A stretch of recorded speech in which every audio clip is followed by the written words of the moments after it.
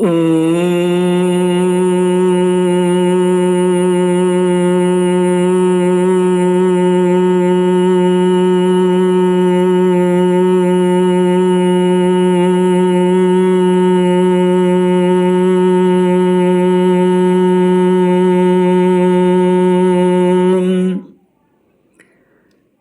गुरुचरण कमलेभ्यो नमः।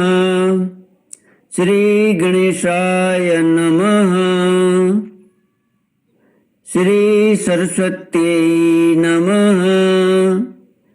श्री विष्णवे नमः। श्री कृष्ण गोविंद हरे मुरारी हे नाथ नारायण वासुदेव। श्री कृष्ण गोविंद हरे मुरारी हे नाथ नारायण वासुदेव। हे नाथ नारायण वासुदेव। हे नाथ नारायण वासुदेव। हे नाथ नारायण वासुदेव। श्री कृष्ण गोविंद हरे मुरारी हे नाथ नारायण वासुदेव। हे नाथ नारायण वासुदेव। हे नाथ नारायण वासुदेव। ओम नमो भगवते वासुदेवाय। ओम नमो भगवते वासुदेवाय। ओम नमो भगवते वासुदेवाय। ओम नमो भगवते वासुदेवाय। ओम नमो भगवते वासुदेवाय। कृष्णाय वासुदेवाय हरये परमात्मने प्रणत क्लेशनाशाय गोविंदाय नमो नमः। कृष्णाय वासुदेवाय देवके नंदनाय च नंदगोपकुमाराय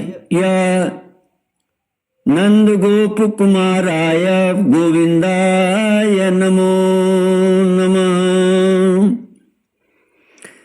सच्चिदानंद रूपाय विश्वोत्पत्त्यादिहेतवे तापत्रय विनाशाय श्री कृष्णाय वयं नमः।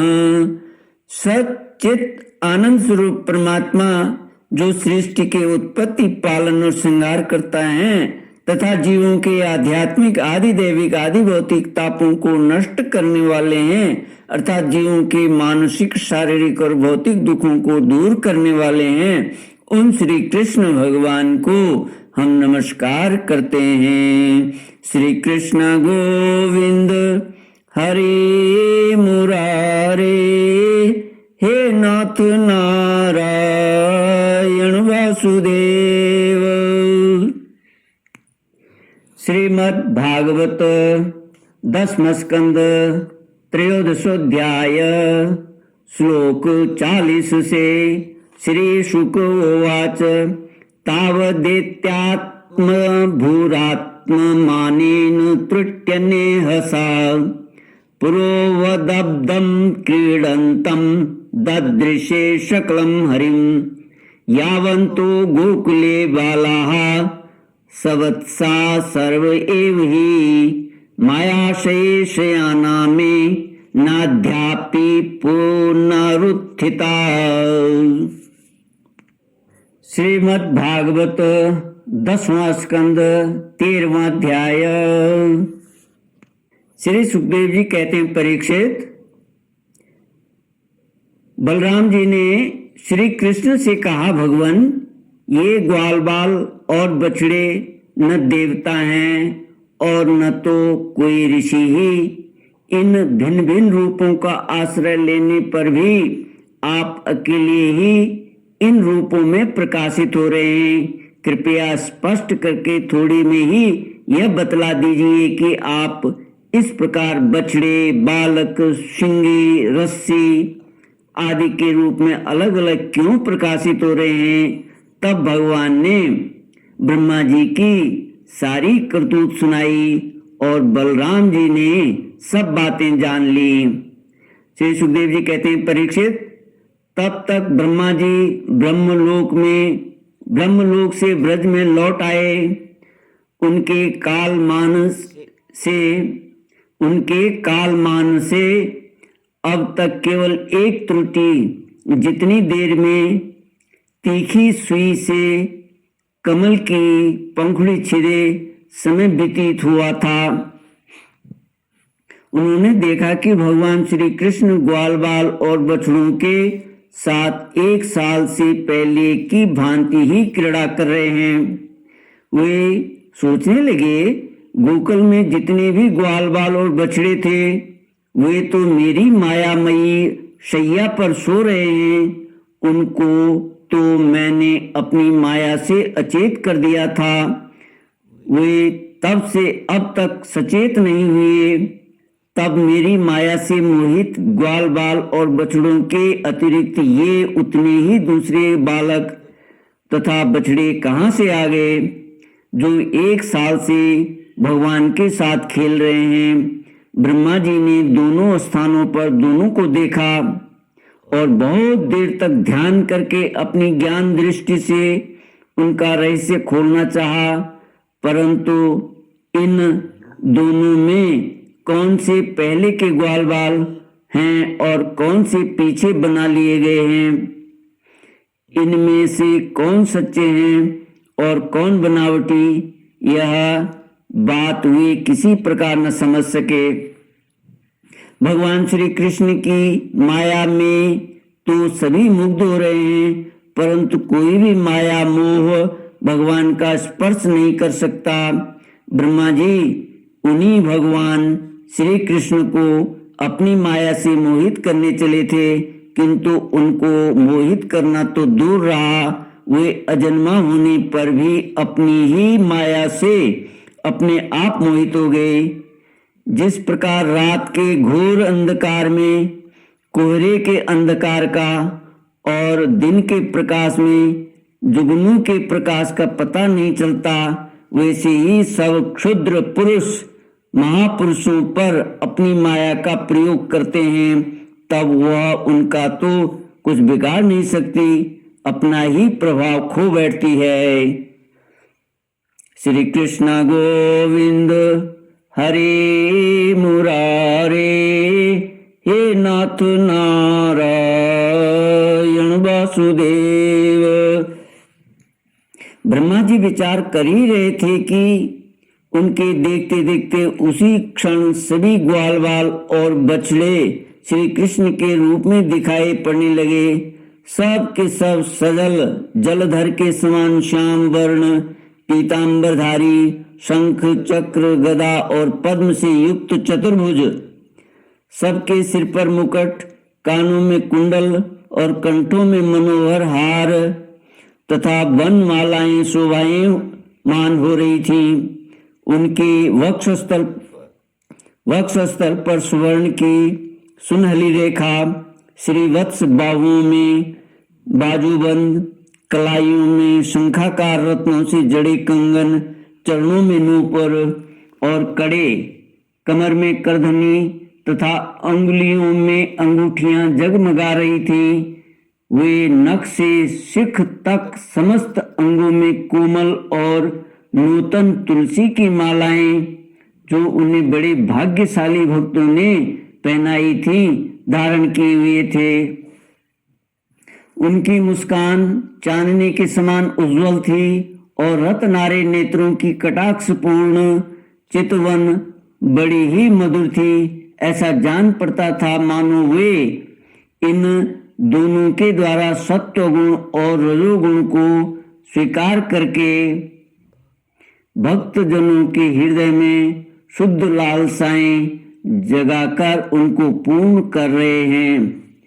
ब्रह्मा जी ने यह भी देखा कि उन्हीं के जैसे दूसरे ब्रह्मा से लेकर तृण तक सभी चराचर जीव मूर्तिमान होकर नाचते गाते अनेक प्रकार की पूजा सामग्री से अलग अलग भगवान के उन सब रूपों की उपासना कर रहे हैं। उन्हें अलग अलग अणिमा महिमा आदि सिद्धियां, माया विद्या आदि विभूतियां और महत्त्व आदि 24 तत्व चारों ओर से घिरे हुए हैं। प्रकृति में क्षोभ उत्पन्न करने वाला काल, उसके परिणाम का कारण स्वभाव, वासनाओं को जगाने वाला संस्कार, कामनाएं, कर्म, विषय और फल सभी मूर्तिमान होकर भगवान के प्रत्येक रूप की उपासना कर रहे हैं। भगवान की सत्ता और महत्ता के सामने उन सभी की सत्ता और महत्ता अपना अस्तित्व खो बैठी थी। ब्रह्मा जी ने यह भी देखा कि वे सभी भूत, भविष्यत और वर्तमान काल के द्वारा सीमित नहीं हैं। त्रिकालाबाधित सत्य हैं। वे सब के सब स्वयं प्रकाश और केवल अनंत आनंद स्वरूप हैं। उनमें जड़ता अथवा चेतना का भेदभाव नहीं है। वे सब के सब एक रस हैं। यहाँ तक कि उपनिषददर्शी तत्वज्ञानियों की दृष्टि भी उनकी अनंत महिमा का स्पर्श नहीं कर सकती। इस प्रकार ब्रह्मा जी ने एक साथ ही देखा कि वे सब के सब उन पर ब्रह्म परमात्मा श्री कृष्ण के ही स्वरूप हैं, जिनके प्रकाश से यह सारा चराचर जगत प्रकाशित हो रहा है। श्री कृष्ण गोविंद हरे मुरारे, हे नाथ नारायण वासुदेव। यह अत्यंत आश्चर्यमय दृश्य देखकर ब्रह्मा जी तो चकित हो रह गए। उनकी 11 इंद्रियां, 5 कर्मेंद्रियां, 5 ज्ञानेंद्रियां और एक मन क्षुब्ध एवं स्तब्ध रह गई। वे भगवान के तेज से निस्तेज होकर मौन हो गए।